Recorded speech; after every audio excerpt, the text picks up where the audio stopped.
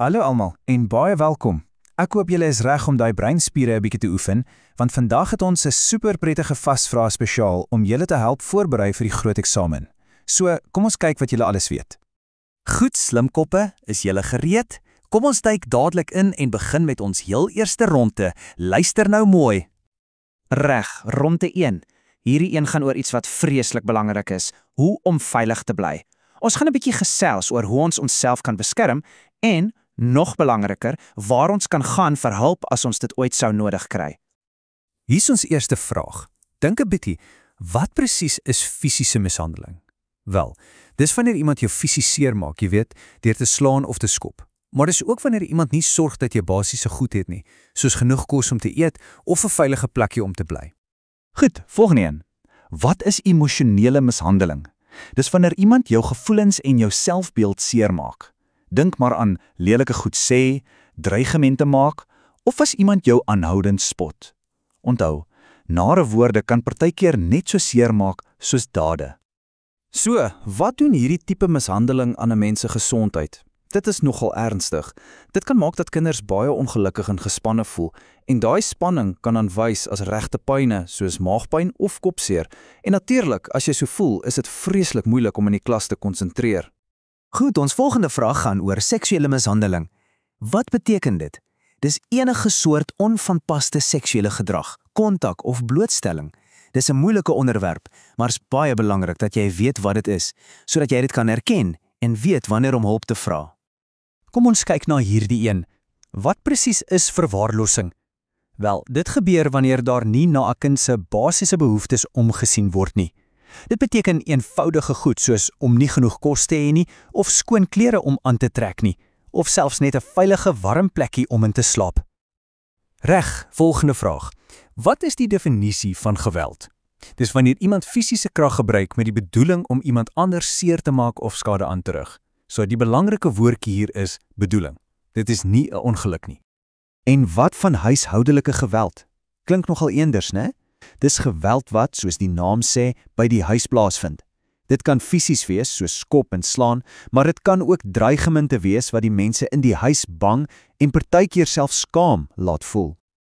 Nou vir 'n baie belangrike vraag. Hoe kan jy jouself beskerm? Dink gou hieroor. Hier's 2 kragtige dinge wat jy kan doen. Nommer 1, probeer altyd om weg te kom uit 'n gevaarlike situasie. En nommer 2, gebruik jou stem. Dis jou superkrag.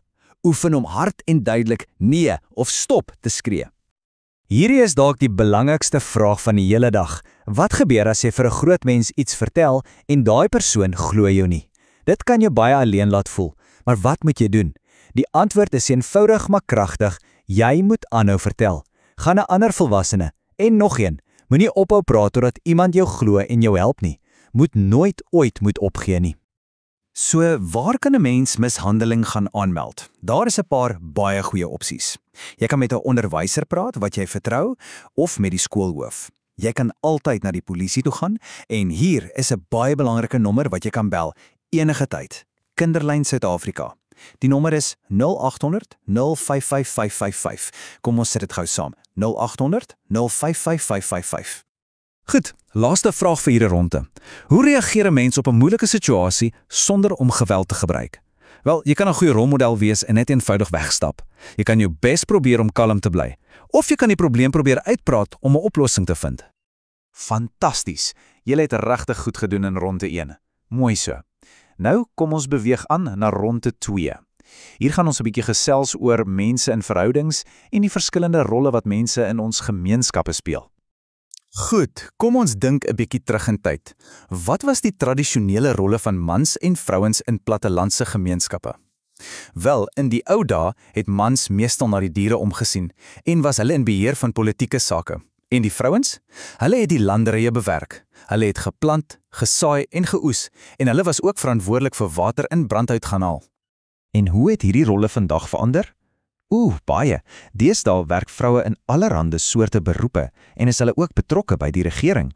En wat van die mans? Wel, hulle neem nou baie meer deel aan take in die huis en help om vir die kinders te sorg. Dis nou 'n spanspeletjie. Nou, wat is die rol van ouer mense soos oumas en oupas in 'n kind se lewe? Hulle het 'n baie spesiale rol. Hulle is daar om kinders te ondersteun, vir hulle te sorg en natuurlik om vir hulle oop die liefde te gee. En wat is kinders se verantwoordelikheid teenoor ouer mense? Dis ook baie belangrik. Kinders moet respekvol wees en liefdevol. Dis belangrik om te luister na die raad wat ouer mense gee, want 'n mens kan so baie by hulle leer. Goed, ons heel laaste vraag vir vandag. Hoekom is dit so belangrik om goeie verhoudings met ouer mense te hê? Wel, daardie spesiale verhoudings help kinders om selfvertroue te bou en leer hulle ook van waardering. Dit help jou om sterk te staan. En dit bring ons aan die einde van ons vasvraag. Uitstekend gedoen almal.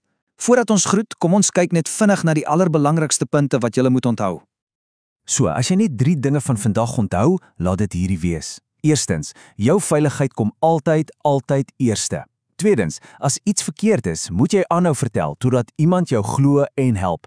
En derdens, onthou dit respek vir almal, jonk en oud, help om ons gemeenskappe sterk en gelukkig te maak. Onthou altyd, kennis is jou superkrag. Gebruik alles wat jy vandag geleer het. Van my kant af, baie sterkte met die eksamen. Julle kan dit doen. Totsiens vir eers.